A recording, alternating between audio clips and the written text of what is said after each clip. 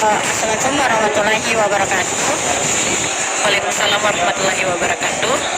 Perkenalkan, nama saya Fatira Weda Basir. Saya berasal dari Fakultas Psikologi Universitas Negeri Makassar Angkatan 23.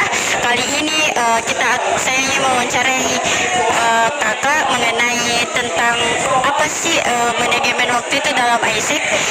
Sebelum itu, boleh kakak perkenalkan diri, dari mana dan namanya siapa, serta kakak berasal dari fakultas mana? Oke, baik. Perkenalkan, saya atas nama RSD. Saya merupakan salah satu mahasiswi dari Universitas Negeri Makassar, jurusan Sastra Indonesia semester 3. Oke, baik. Kakak, kabarnya hari ini bagaimana? Hari ini sebenarnya agak kurang sehat karena mungkin kegiatan kemarin di profesi selama 4 hari. Oke, baik. Terima kasih banyak ya Kak sudah berkenan untuk mau diwawancara di sore hari ini. Sebelum itu, Kakak siap untuk mau diwawancarai di sore hari ini? Siap. Oke, baik. Saya cuma mau bertanya nih Kak, bagaimana sih pengalamannya Kakak dalam kegiatan AIESEC? Oke, jadi di dalam kegiatan AIESEC itu sebenarnya kita berkegiatan 2 minggu sekali. Jadi untuk manajemen waktunya sebenarnya sangat mudah, dan ada beberapa tugas proyek itu dikerjakan secara berkelompok, tetapi untuk manajemen waktunya itu sebenarnya dari awal kita sudah selalu diperingatkan sama coaching kita di AIESEC untuk tetap memprioritaskan kuliah. Kenapa? Karena kan tujuan kita, apalagi saya sebagai perantau itu turun ke Makassar untuk berkuliah, maka bukan untuk berorganisasi. Jadi organisasi itu hanya tambahan. Jadi kalau untuk manajemen waktunya itu saya menggunakan skala prioritas dan skala mendesak. Jadi apakah tugas kuliah lebih prioritas dibanding dengan tugas AIESEC, dan sebenarnya kalau pada saat itu dua-duanya sama-sama prioritas. Jadi saya lihat saja dari aspek mendesaknya atau aspek tenggat waktu atau deadline-nya. Jadi apakah deadline tugas kuliah terlebih dahulu yang lebih dekat atau deadline-nya AIESEC itu sendiri. Jadi saya kerjakan tugas yang lebih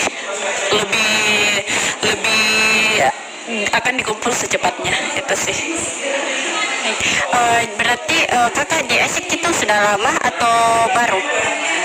Saya di AIESEC itu tahun lalu dan berlangsung selama 3 bulan, dimulai dari bulan September atau Oktober kalau tidak salah, tapi berakhir di bulan Desember. Kakak berakhir di bulan September yang tahun kemarin atau tahun ini Kak? September tahun lalu. Berarti kakak pas di SMA ya merasakan AIESEC berhenti?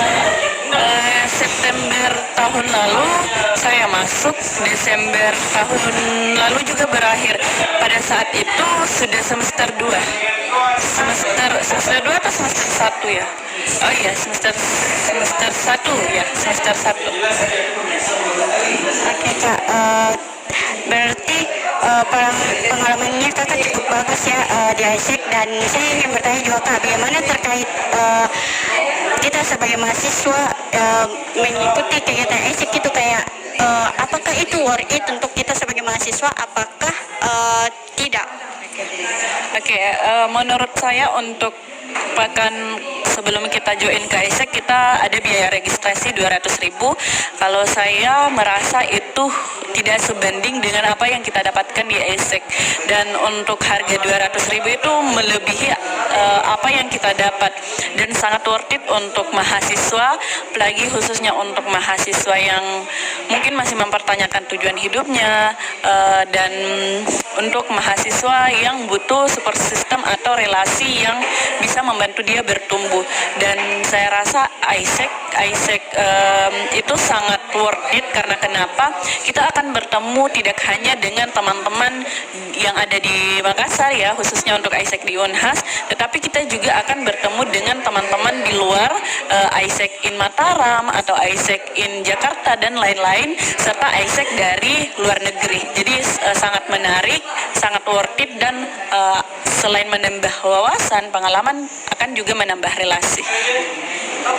Baik Kak, berarti Kakak juga mendapatkan teman ya dari berbagai negara, berbagai kota, berbagai daerah, berbagai bahasa juga kali ya karena agak sulit. Oke Kak, saya juga mau bertanya nih, apa yang Anda rasakan saat baru mulai dalam hashtag, ada bagaimana hektik dalam kegiatan hashtag? Oke. Sebenarnya agak culture shock ya, walaupun sudah dijelaskan dari awal kalau kegiatan ISEC itu bilingual, bahasanya itu menggunakan bahasa Inggris dan bahasa Indonesia, dan pada saat itu kosakata saya dalam bahasa Inggris itu mungkin masih tingkat dasar lah, dan pada saat pemaparan materi itu kan mereka pakai bahasa bilingual, jadi mungkin itu yang menjadi culture shock. Bukan culture shock sih, lebih ketidaksiapan saya join ke ISEC, tapi itu juga yang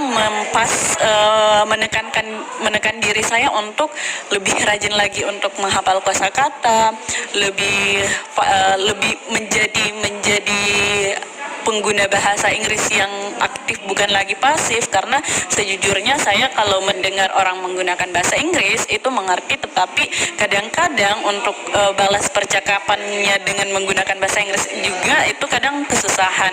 Dan untuk kehektikan di dalam ISEC sebenarnya hektiknya itu hektik yang seru, menantang, karena job desk yang kita diberikan kepada kita itu sangat relevan dengan apa yang dibutuhkan oleh dunia sekarang. Misalnya content writer, jadi kita dikasih tugas proyek mengenai content writer, dan itu diselesaikan pada saat itu juga, dan jujur menantang sekaligus saya nyaman. Karena kenapa? Karena itu selaras dengan jurusan saya sebagai sastra Indonesia yang suka dengan kegiatan menulis. Baik Kak, di dalam video itu apa yang biasa Kakak yang diberikan kepada ISEC? Kayak semacam video, terus videonya di dalam bentuk apa dan bagaimana caranya Kakak untuk memaparkan di publik? Biasanya kalau ISEC itu tidak memaparkan video, tapi langsung mendatangkan pemateri yang ahli di bidangnya. Contohnya pada saat itu ada mahasiswa UNHAS, mahasiswa berprestasi satu UNHAS yang menjadi pemateri pada saat itu, tapi saya lupa. Mungkin materinya future leader ya pada saat itu, dan pada saat itu, tapi melalui Zoom pada saat itu, karena pemateri ini sedang ada di luar daerah atau luar negeri kalau tidak salah menjalankan suatu kegiatannya. Dan walaupun berjalan melalui daring, masih sangat worth it dan masih efektif untuk kami, karena kenapa ISEC itu benar-benar memberikan kami ruang untuk benar-benar belajar di dalamnya. Berarti di dalam ISEC juga itu sangat bagus terhadap kita sebagai mahasiswa, dan ISEC itu menerima untuk anak SMA atau bagaimana? Ya, jadi ISEC itu menerima anak SMA, kalau tidak salah persyaratan usianya itu mulai dari 15 tahun sampai saya lupa sampai berapa, tapi pada saat saya join ISEC itu saya ketemu sama Suci yang sudah join ISEC sejak SMA. Bagaimana perasaan Anda saat berada di dalam ISEC, atau bisa dibilang berapa banyak ilmu yang Kakak dapatkan? Wow, luar biasa ya perasaannya, kayak bersyukur karena di beberapa bagian cerita hidup saya ternyata saya ditakdirkan untuk masuk ke dalam organisasi terindependen yang saya kenal sejauh ini, organisasi tersehat yang saya kenal sejauh ini. Dan kalau ditanya seberapa banyak yang saya dapat, itu banyak sekali, mulai dari soft skill, hard skill, itu benar-benar dilatih di sana. Jadi selain itu kita tidak hanya dapat ilmunya, tapi dapat praktiknya langsung. Jadi pada saat selesai pemaparan materi itu kami langsung dikasih tugas proyek, sehingga bisa dievaluasi apakah kita sudah paham dengan materi tersebut atau tidak. Dan evaluasinya itu ada setiap 2 minggu sekali. Jadi kita punya laporan individu, dan itu kita isi sendiri semacam apa ya, yang semacam pokoknya semacam laporan dalam bentuk tabel, terus ada juga dalam bentuk form. Jadi kita isi tabel tersebut, dan sebenarnya saya tidak bisa hitung dan tidak bisa jelaskan semuanya apa yang saya dapat di AIESEC, tetapi intinya AIESEC membawa saya bertumbuh jauh sekali, dan saya bisa melihat lebih jernih apa sih sebenarnya tujuan hidup saya dan langkah-langkah apa yang seharusnya saya ambil untuk kedepannya agar tujuan hidup saya tercapai. Itu sih. Kakak tadi sebut tujuan hidup. Saya mau tanya, tujuan kakak untuk masuk di AIESEC itu seperti apa, dan gambarannya kakak bisa mau di dalam situ bagaimana, dan bagaimana proses dalam masuk dalam situ. Dan banyak orang mengira AIESEC itu agak sulit untuk bisa dimasuki, dan semua orang bisa masuk di dalam situ. Oke, baik, terima kasih. Ini sebenarnya kalau ditanya tujuan saya masuk AIESEC, itu awalnya saya tidak punya tujuan apa-apa. Karena kebetulan pada saat itu AIESEC lewat di beranda pencarian saya.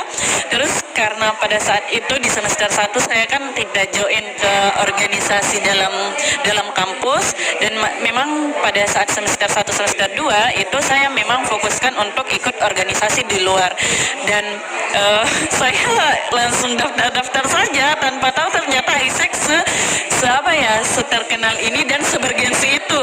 Karena saya tidak tahu awalnya, dan tidak tahu juga sistemnya sebenarnya AIESEC seperti apa. Tetapi kalau ditanya apakah sulit atau tidak, jujur teman-temanku tahun ini ada beberapa yang mendaftar AIESEC, dan saya mendengar berita bahwa mereka tidak lolos tahap wawancara.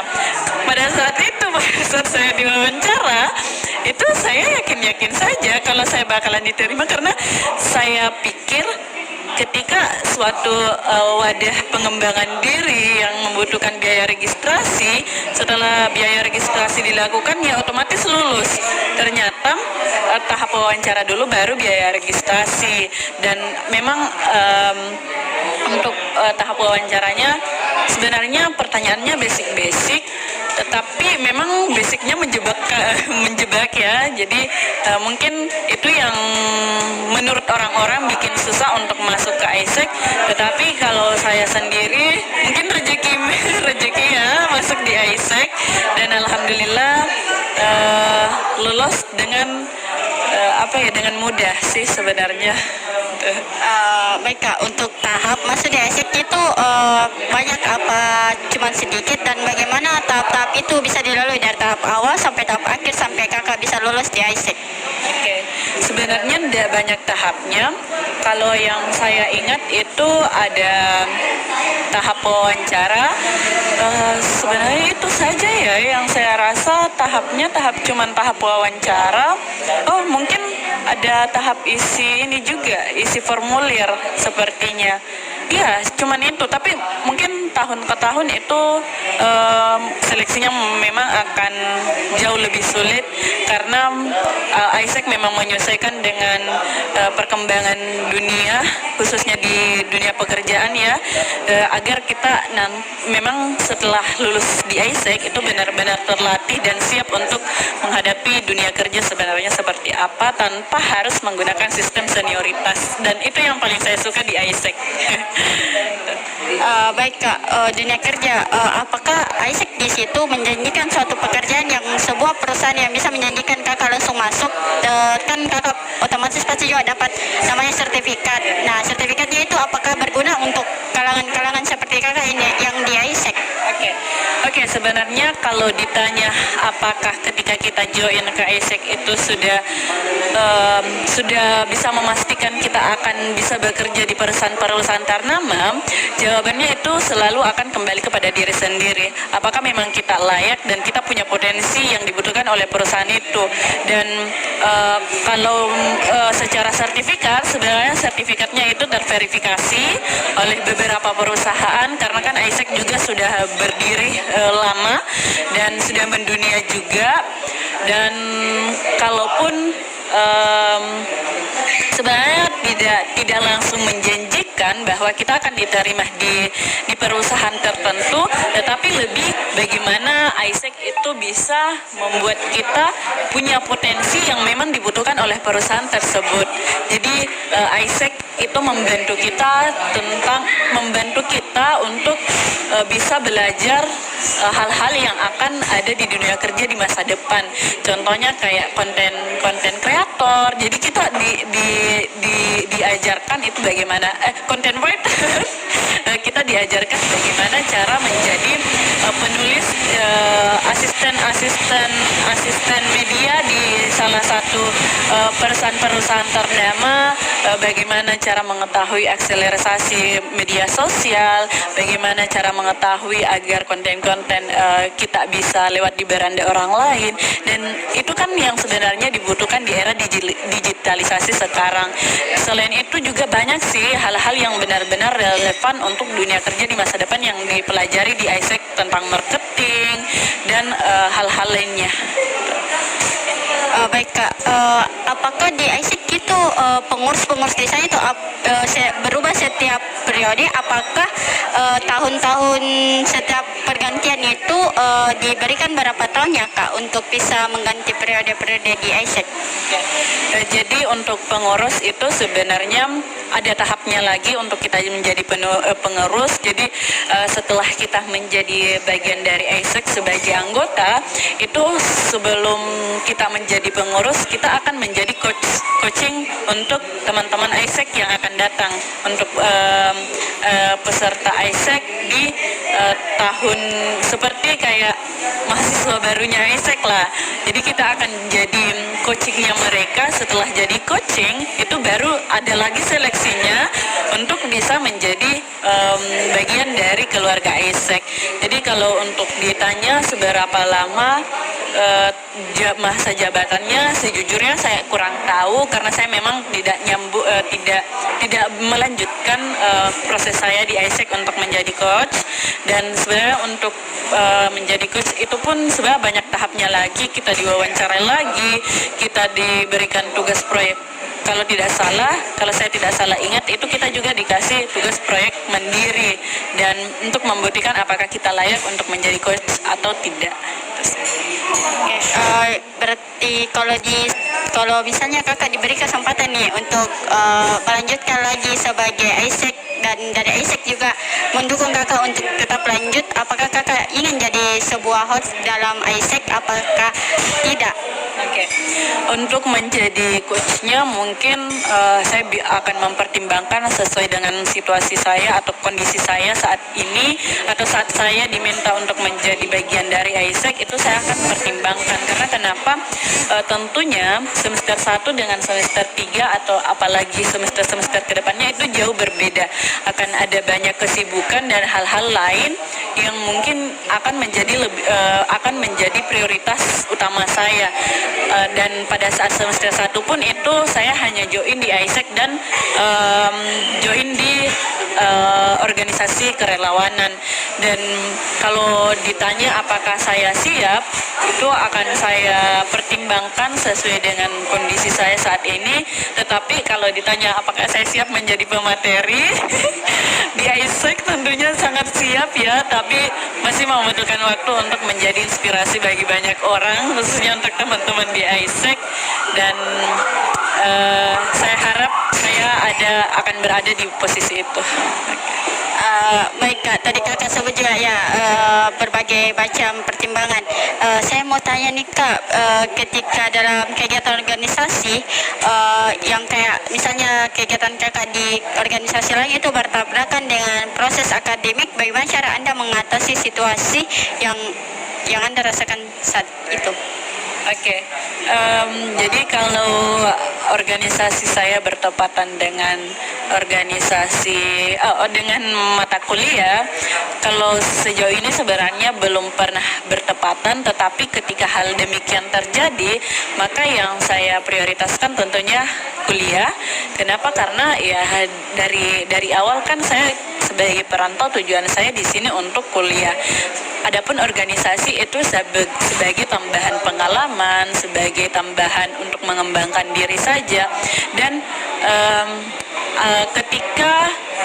ketika perkuliahan dan organisasi bertepatan secara bersamaan, saya juga akan melihat aspek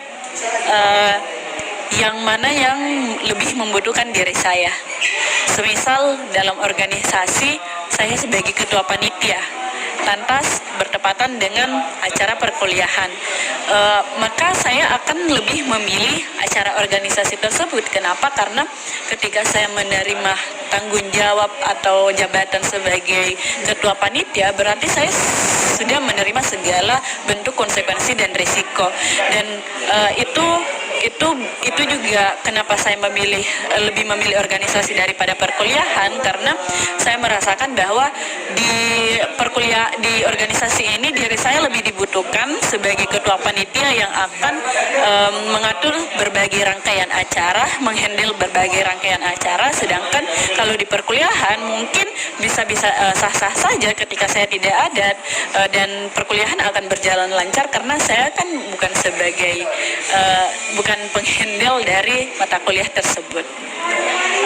Berarti Kak, kalau misalnya Kakak lebih memilih organisasi di ISEC yang bertabrakan dengan perkuliahan, jika di dalam perkuliahan itu Kak, kita dalam situasi ulangan, dan sedangkan Kakak sebagai ketua di organisasi itu, apakah Kakak lebih memilih organisasi itu atau tetap mengikuti perkuliahan sebagai UTS? Oke, sebenarnya kalau di ISEC itu selalu memilih jadwal Sabtu Minggu.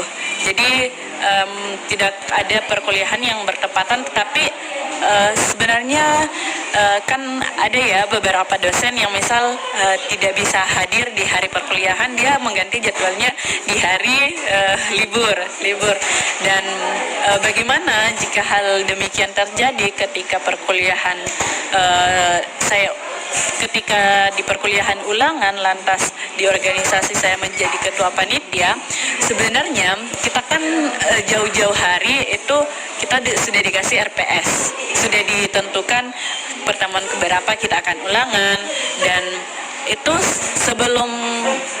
jadi bagaimana agar hal tersebut, saya tidak bisa menganalogikan apa yang akan saya pilih, tetapi saya akan hanya menjawab tentang bagaimana untuk menyelesaikan dan menyelaraskan antara perkuliahan dan organisasi.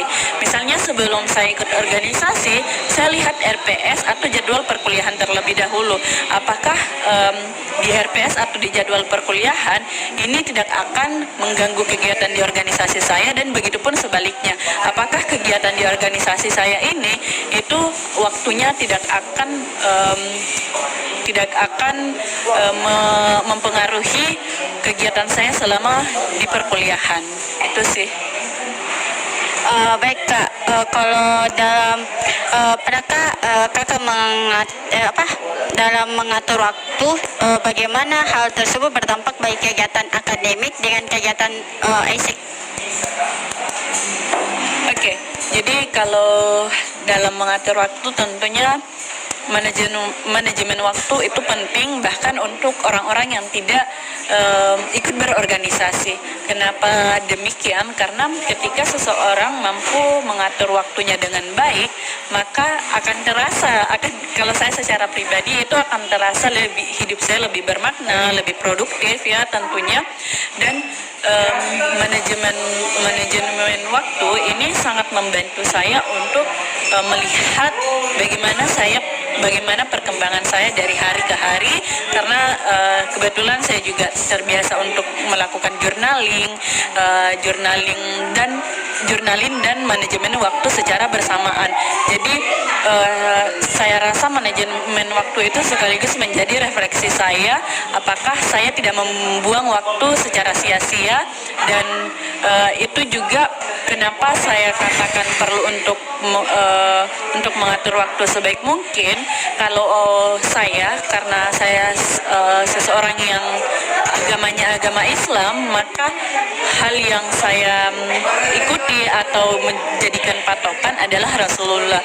Dan dalam hadis Rasulullah Sallallahu Alaihi Wasallam pun dikatakan untuk tidak boleh membuang waktu secara sia-sia. Dan di salah satu hadis pun dikatakan salah satu orang yang merugi adalah orang yang membuang waktunya dalam sehari dengan sia-sia. Jadi saya rasa manajemen waktu sangat penting agar harinya lebih berkah dan lebih produktif, dan tidak menyalahkan diri sendiri sih, itu yang terpenting. Karena ketika saya tidak produktif atau ketika saya tidak mengerjakan sesuatu dalam suatu hari, itu saya seringkali menyalahkan diri saya. Dalam penyesalan itu kakak juga pernah merasakan namanya penyesalan dalam diri. Kakak tidak pernah aja kayak merasa, ih kenapa ini hariku di hari, kenapa saya buang, kenapa hariku di hari, kenapa tidak saya pakai ini. Apakah kakak pernah merasakan hal itu? Pernah sekali, dan sering ya. Sering terlena dengan media sosial. Jadi ketika saya mulai buka sebenarnya kan saya sudah punya target nih ya, dalam satu hari saya akan mengerjakan apa. Nah, ketika masa-masa boring saya mengerjakan satu hal, itu saya kadang mengalihkan dengan membuka media sosial, contohnya Instagram. Ketika saya sudah berada di dalam Instagram, itu saya kadang lupa waktu, akhirnya keteteran.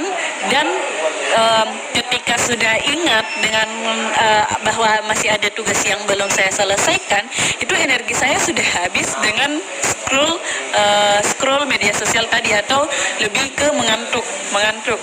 Dan jujur menyesal dan berjanji untuk tidak melakukannya lagi.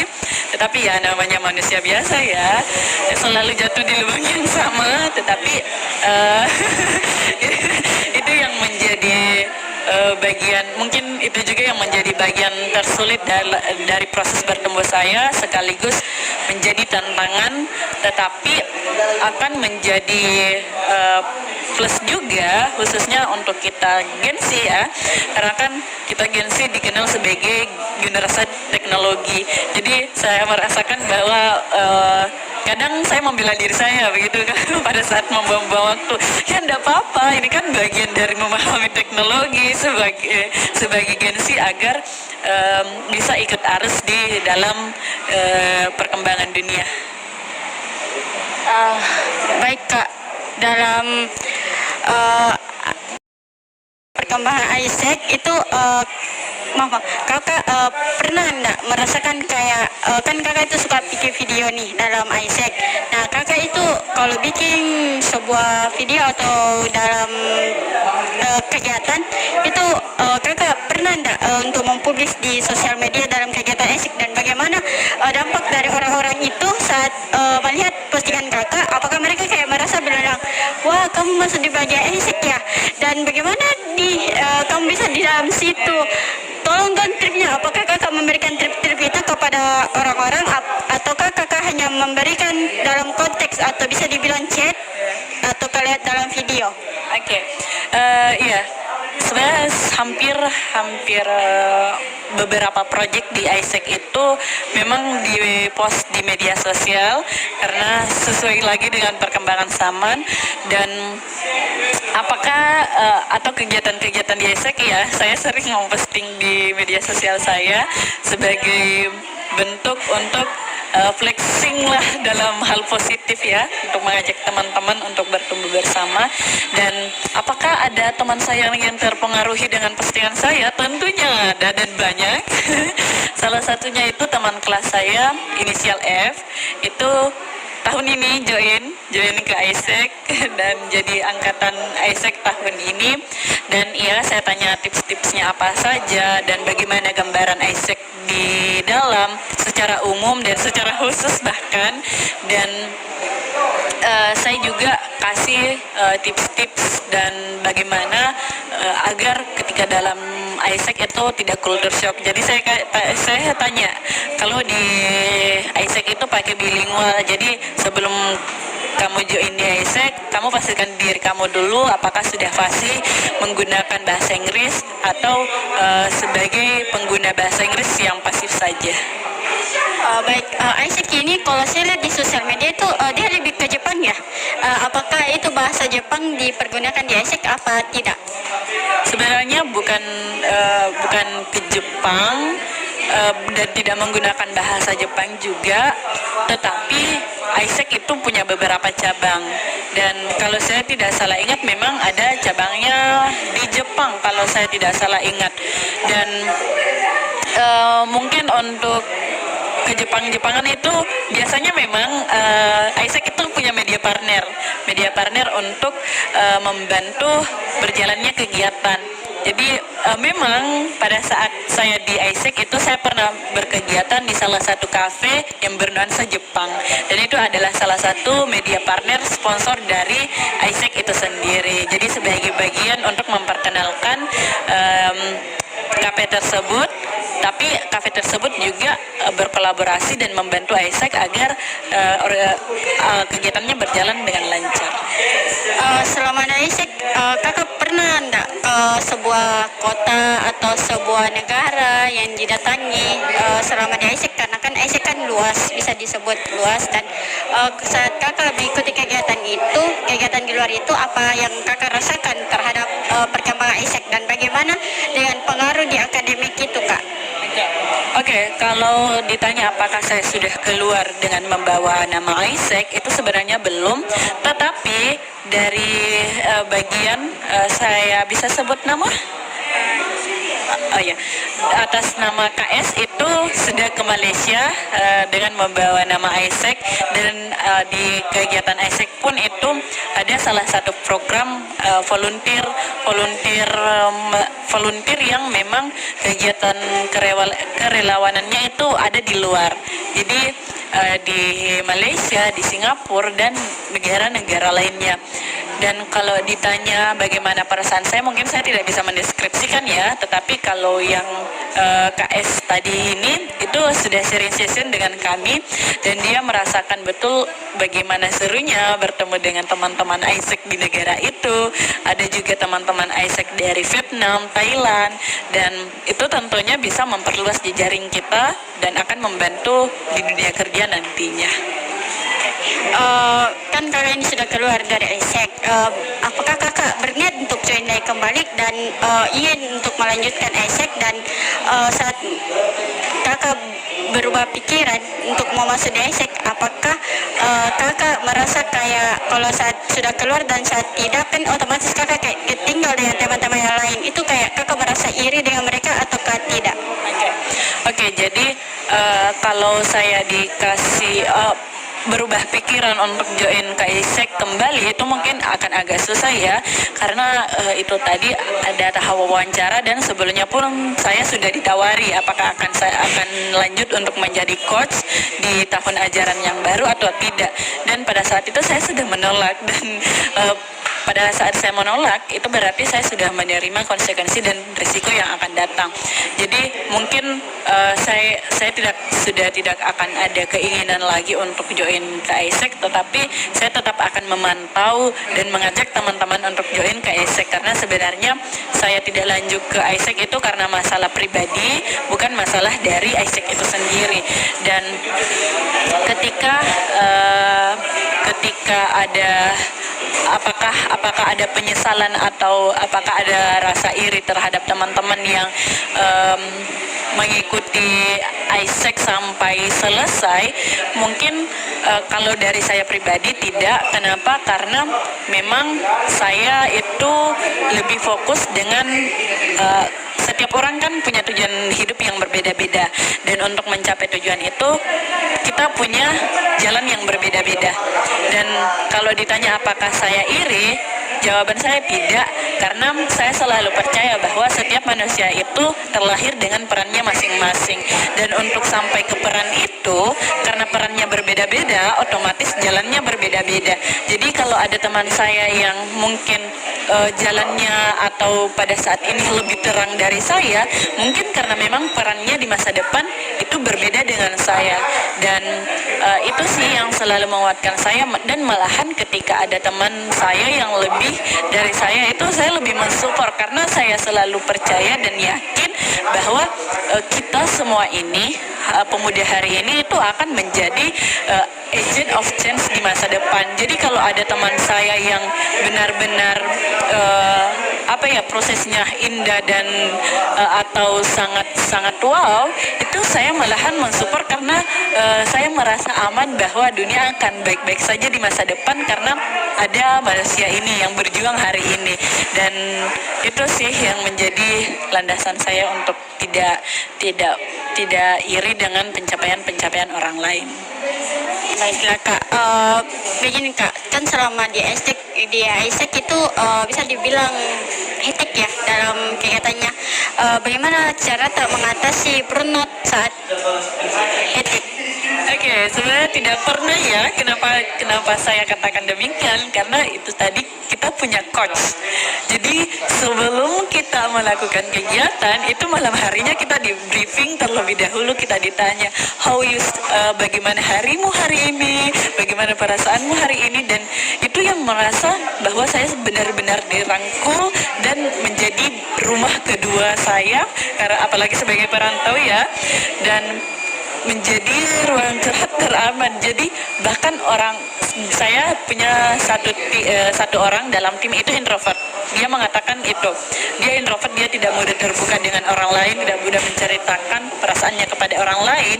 Tetapi ketika kami melakukan meet dengan coach kami atau bertemu secara langsung dengan coach kami, dia benar-benar mungkin menjadi dirinya sendiri, benar-benar menceritakan apa yang dia rasakan, dan itu yang sehingga kita tidak merasa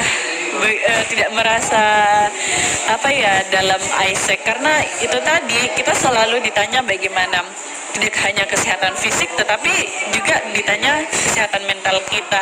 Dan memang ada sesi sharing session atau sesi curhat, jadi itu sangat-sangat membantu untuk kita tetap terus bersemangat di dalam AIESEC. Baik Kak, ada namanya evaluasi nih.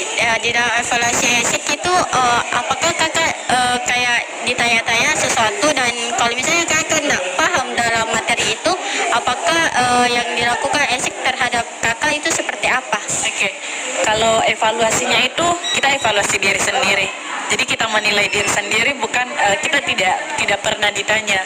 Karena kenapa AIESEC selalu mengatakan bahwa yang lebih tahu diri kalian itu diri kalian sendiri. Jadi kenapa juga AIESEC membentuk penilaian itu lebih mengarah kepada penilaian sendiri, agar kita tahu bahwa apakah selama di AIESEC itu kita benar-benar bertumbuh atau stuck di tempat itu saja. Dan untuk kenapa juga, mungkin saya bisa juga menafsirkan kenapa AIESEC memilih penilaian seperti itu, agar kita juga merasa tidak terintimidasi. Karena sejujurnya tidak terintimidasi dan tidak merasa tertekan, karena AIESEC memang sejauh ini menjadi wadah pengembangan tersehat yang saya kenal. Dan untuk evaluasinya itu apa tadi? Evaluasi dalam diri, kayak apakah AIESEC tanya Ki soal bilang kalau kamu tidak mengerti tentang AIESEC. Inilah fungsinya coach sebenarnya. Jadi setiap tim atau setiap kelompok itu punya coach. Jadi kalau kita tidak mengerti tentang suatu proyek yang akan kita kerjakan, kita tanya coach. Karena kenapa coach ini kan berpengalaman ya. Jadi anggota atau jadi mahasiswanya, pernah juga menjadi mahasiswanya AIESEC. Jadi tahulah tentang apa yang harusnya dilakukan saat mengerjakan proyek. Di dalam proyek itu apakah kakak diberikan secara individu atau secara berkelompok? Oke. Selang-seling ada beberapa tugas yang dikerjakan secara individu dan ada juga yang dikerjakan secara berkelompok, tetapi lebih banyak berkelompok karena saya menafsirkan kembali ya. Mungkin AIESEC merasakan bahwa dunia ini itu tidak hanya membutuhkan orang yang pintar berkompetisi, tetapi juga yang pintar berkolaborasi. Karena kalau kita terlalu individualisme mungkin dunia akan ya seperti itulah ke depannya. Apakah kakak pernah merasakan atau melakukan prokrastinasi dalam AIESEC? Prokrastinasi. Prokrastinasi dalam pelaksanaan AIESEC. Apa ya itu prokrastinasi? Semacam kayak itu bagaimana kayak apa bisa digambarkan seperti heteknya kakak di dalam AIESEC dan bagaimana caranya kakak mengatasi hal itu tersebut, kayak perasaannya kakak dalam pengambilan aktivitas atau pengambilan keputusan. Oke, ada satu tugas proyek itu kalau menurut saya tugas proyek individu yang menurut saya benar-benar susah karena menggunakan Sheet aplikasi Sheet kalau tidak salah, atau aplikasi noise, aplikasi tulisan. Dan pada saat itu kita berkolaborasi dengan AIESEC dari luar daerah, dan saya juga pada saat itu kalau saya tidak salah ingat saya punya kegiatan lain sehingga saya tidak sempat untuk memaksimalkan proyek tersebut. Dan apa yang saya rasakan jujur malu ya malu karena kita kan ketemu dengan teman-teman AIESEC dari luar daerah dan kita presentasikan di depan mereka juga presentasikan di depan kita, dan Notion Sheet mereka itu keren sekali, dan yang saya kerjakan dan yang saya tampilkan apa adanya dan itu benar-benar memalukan dan menjadi pembelajaran bagi saya untuk sering-sering melihat dan mungkin juga memperhatikan kesehatan. Dalam kegiatan tersebut, apakah kakak tidak merasa namanya sendiri dalam kegiatan itu, kayak menyendiri, kayak takut terhadap ketemu orang, takut terhadap ini dan itu? Oke, kalau secara pribadi karena saya orangnya ekstrovert, jadi bukannya takut, malahan ketika saya tidak bertemu dengan orang banyak, saya itu kehabisan energi. Jadi ketika bertemu dengan teman-teman AIESEC dengan segala aura positifnya, itu malahan membuat saya semakin full energi, semakin bersemangat, dan biasanya kan di pertengahan jalan itu kita selalu hilang arah dan mempertanyakan kita sebenarnya mau apa sih. Tapi ketika ketemu dengan teman-teman AIESEC itu kayak secara tidak langsung kita selalu menerima pesan, selalu menerima energi positif dari mereka, dan itu yang membuat saya berani mengulas AIESEC di Instagram pribadi saya. Dalam kegiatan itu aura-aura positifnya dong kak, apa yang biasa kakak rasakan, seperti apa ya? Oke, karena kita seperti yang saya katakan tadi itu ada sharing session, jadi di situ kayak bahkan dan ada salah satu pertemuan itu kita belajar tentang mental health dan bagaimana mengendalikan masalah kesehatan mental, dan memang pematerinya itu lulusan psikologi UGM, dan benar-benar itu membantu kami bagaimana cara mengelola perasaan kami agar tidak mengganggu perkuliahan ataupun kegiatan di luar, khususnya kegiatan di AIESEC. Dan energi positifnya mungkin karena di AIESEC orang-orang hebat, dan orang-orang hebat yang benar-benar hebat dan tidak merendahkan pencapaian orang lain. Dan mungkin kalau secara langsungnya itu mendapat energi positif itu dengan mengucapkan semangat atau mengucapkan it's okay kalau kamu sedang merasakan ini. Di sharing session itu benar-benar kayak kayak merasa kita sedang konseling seperti itu sebenarnya pada saat sharing session dengan coach. Dan untuk aura positif lainnya itu bisa kita dapatkan apalagi kalau saya sebagai orang yang love language-nya physical touch, itu biasanya itu kami dengan salah satu anggota itu sebelum pulang itu berpelukan, dan ada satu sesi dengan coach itu kami masing-masing memberikan word of affirmation kepada semua anggota tim, dan itu benar-benar menghangatkan dan membantu untuk mengembalikan energi saya. Motivasi terhadap orang-orang yang di luar sana yang mau jadi orang yang hebat seperti kakak itu, apa pesannya kakak terhadap orang-orang itu? Oke, tidak ada hasil yang instan dan tidak ada hasil yang tiba-tiba turun dari langit tanpa perjuangan. Orang-orang saya lihat sekarang itu mau sesuatu tetapi tidak mau melakukan sesuatu untuk mendapatkan itu.